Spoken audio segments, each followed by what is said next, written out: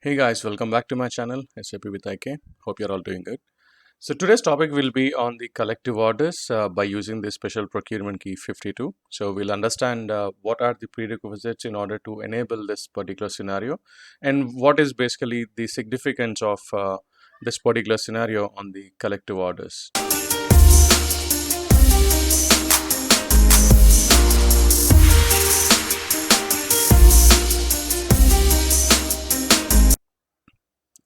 So the collective orders are basically used when you have a set of semi-finished items that are part of the bill of material for a finished product.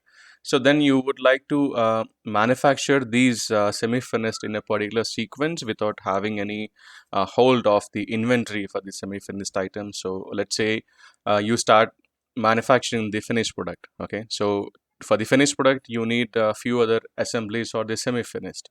So these semi-finished are not usually kept in stock, but you only manufacture whenever you have a requirement or a production order created for the finished product. So it goes in a sequential way, like if we take this example that you see here, this particular image. So it shows that we have a hierarchical representation of a product. So the first level is the finished product, and down below we have two semi-finished, semi-finished 1 and semi-finished 2. So again, to manufacture the semi-finished one, we might need two more raw materials or components, and for the semi-finished 2, we need one component. So now we are not going to manufacture and keep them in stock for the semi-finished one and the semi-finished 2, but we just manufacture in a particular sequence only when we get a production order created for the finished product. So now let's get into SAP and see what are the prerequisites and how to manage this particular scenario and what options do we have while executing this particular scenario. So let's get started.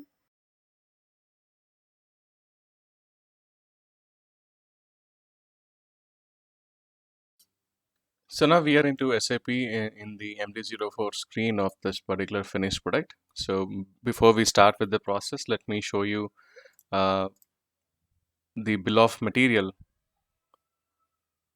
for this product.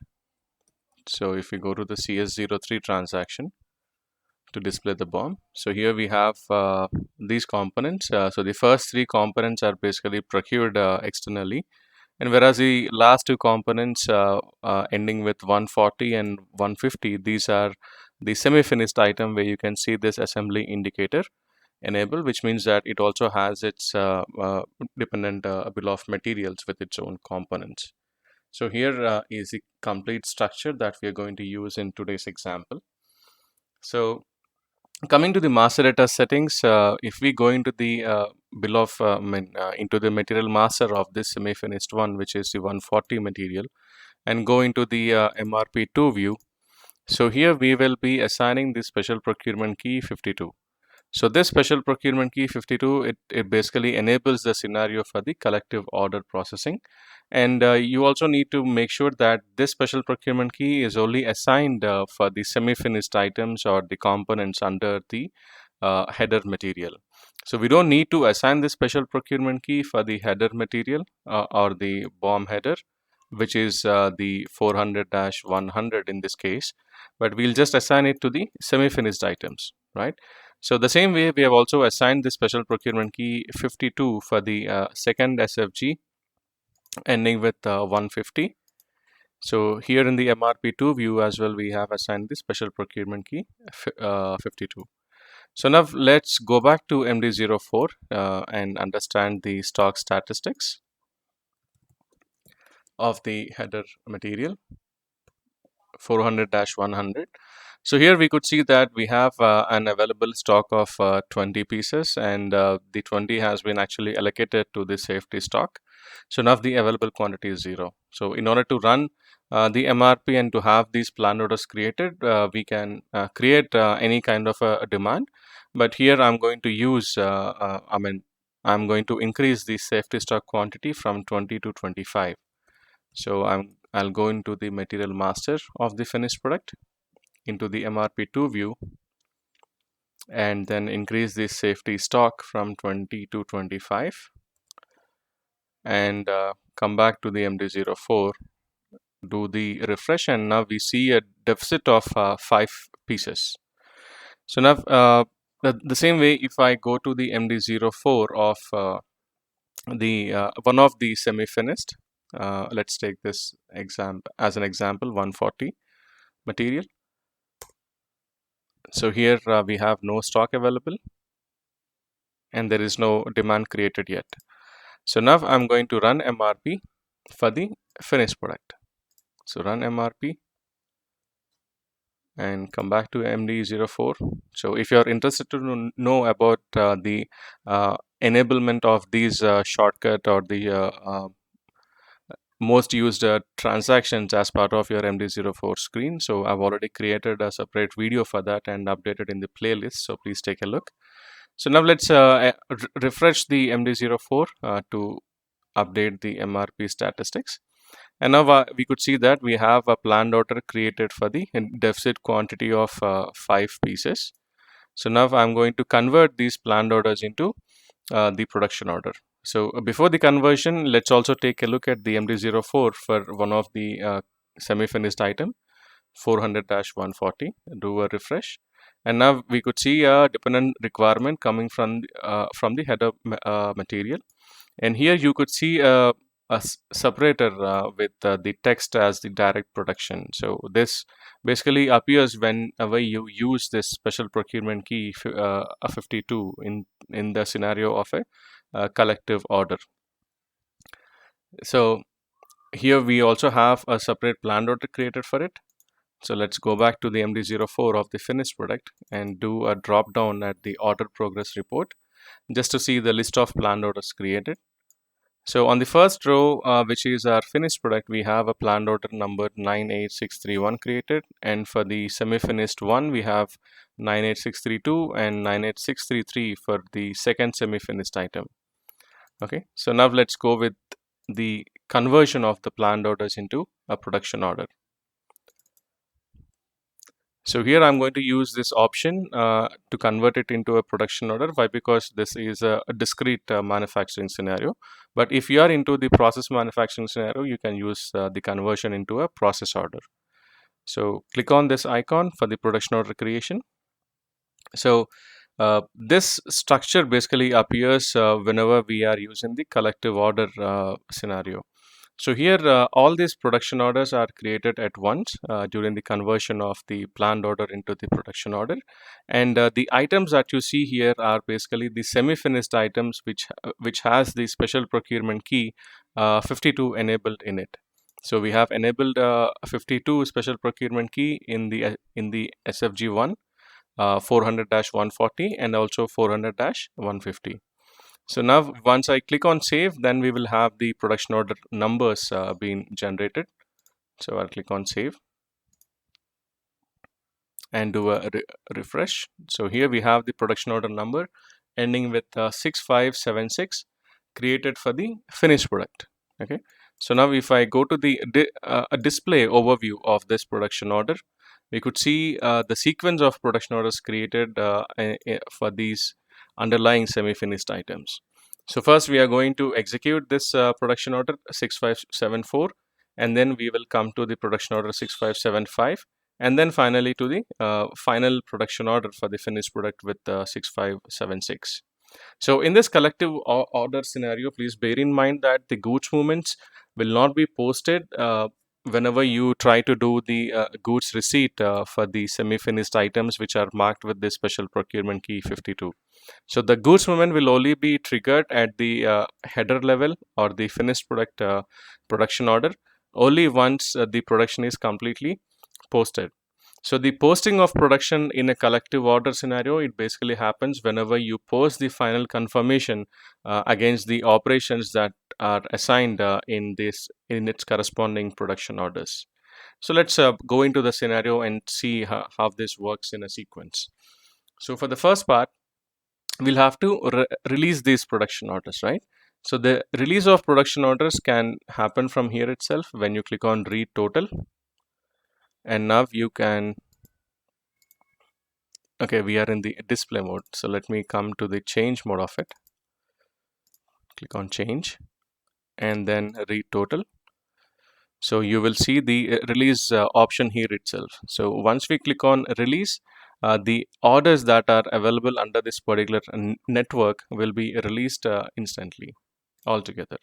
So I click on release, and you can see that all these 3 orders are released now. So I'm going to click on save. Okay, and refresh. So we could see the status as RE updated in the finished product production order. So I'll leave the network open just to see the status updates on these production orders at the semi-finished level. So for the processing of the production order at the SFG1, so let's start with the 6574. So let me go to the transaction CO11 to post the confirmation. So here in this case, we already have the component set as the backflash items. So if I show you the details of this production order, and if we go into the component overview, so these components are basically marked as a backflash item. So I don't need to perform goods issue like we do generally. So I can just directly post the confirmation against these operations that we have here. So we have 3 operations assigned, and the first operation has the components allocated to it. So I'll go back to the confirmation screen, and I'll start confirming the first operation. So here we are going to yield out 5 pieces, which is basically our target quantity. And now if I click on the goods movement, here is where we can see the backflash items enabled. So now I'm going to click on save. Now it shows that the goods movements were successfully posted since we have 3 components, and the confirmation is also saved. So if we go back to the network structure and do a refresh,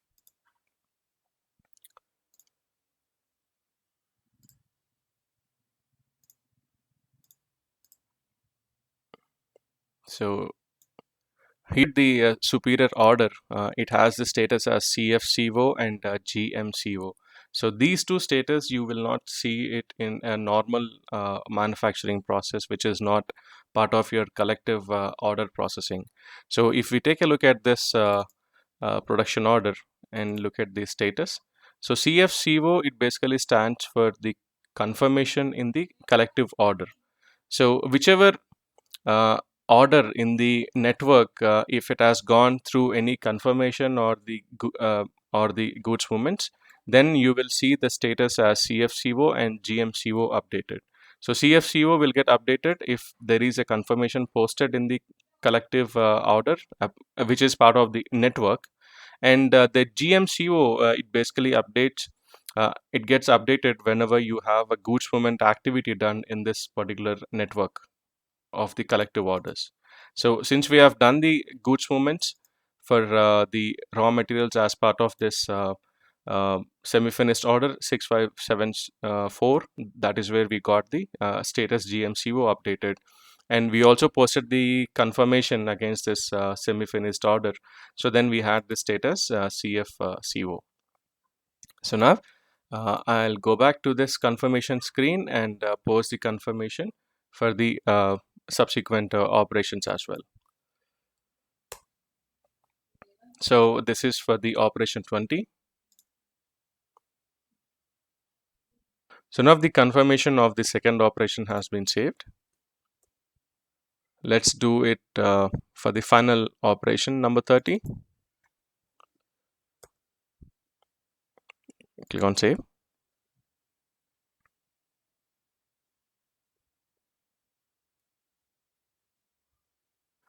So now all the confirmations of this particular order are completed, and let's take a look at the structure and see if there are any updates in this status of this particular network.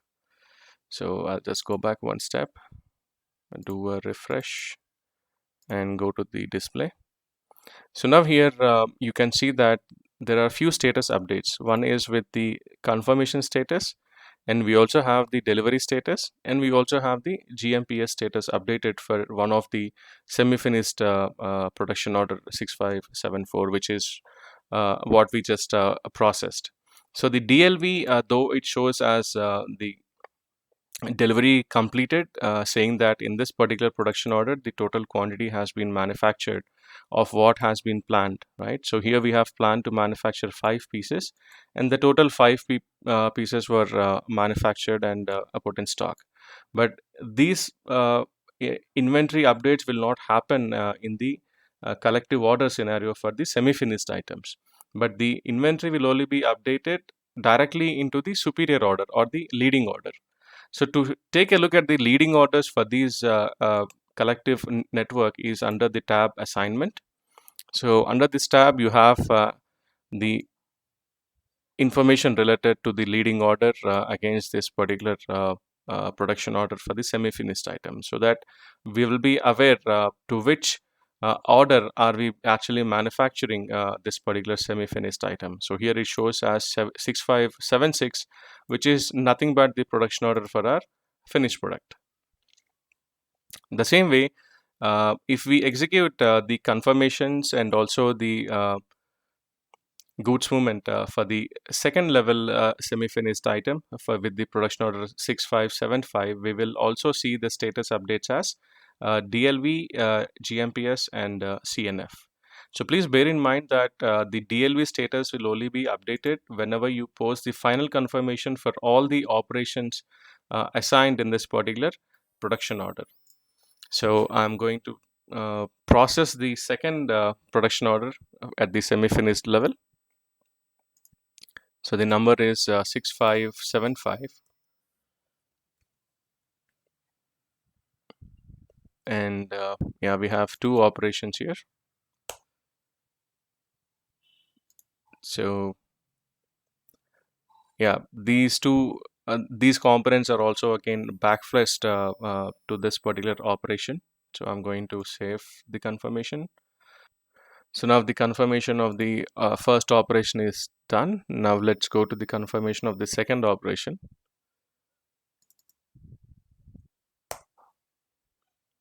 So here we don't have any backflash items assigned to this operation. So here we could see the 101 movement type, which is for the finished product, right? Sorry, the semi-finished item. So I'll just save this. So now the confirmation of all the operations in the second level SFG order are now completed. So let's go back to the structure and see if there are any updates based on the transactions that we have done so far. So I'm going into the change mode. Yeah, so here we could see that we have the status DLV, CNF, and GMPS as well updated for the second semi-finished item. So the next thing is that we will have to process the final production order for the finished product, which is 6576. So here again, I'm going to the transaction CO11N 6576 and take a look at the operations. So here we have 5 operations. So let me just try to reduce these operations. I'll go into the change mode of the production order 6576, and I'll try to reduce these. I'll just delete them and now click on save. Let's do the confirmation now. 6576, and we should see only one operation. Yeah, we just have one operation. And let's see what activities will be performed here. So here we have the goods movements. So the goods movements again are happening only for the raw materials, but not for the semi-finished items, right? Ending with 140 and 150.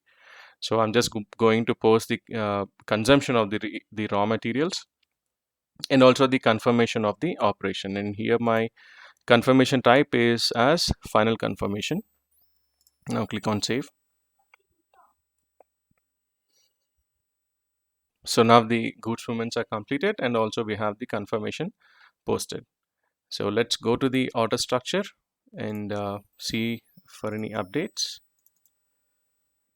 to the change.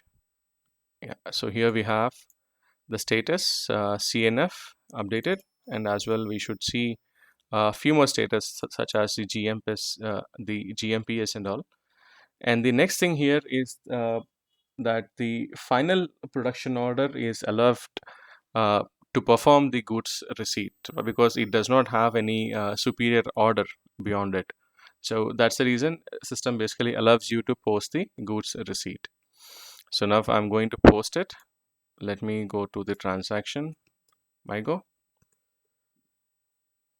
goods receipt order, and it is 6576.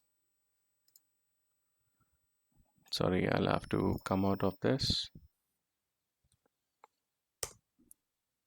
Okay, some mandatory fields.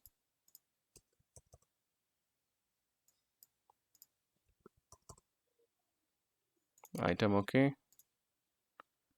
Yeah, and check.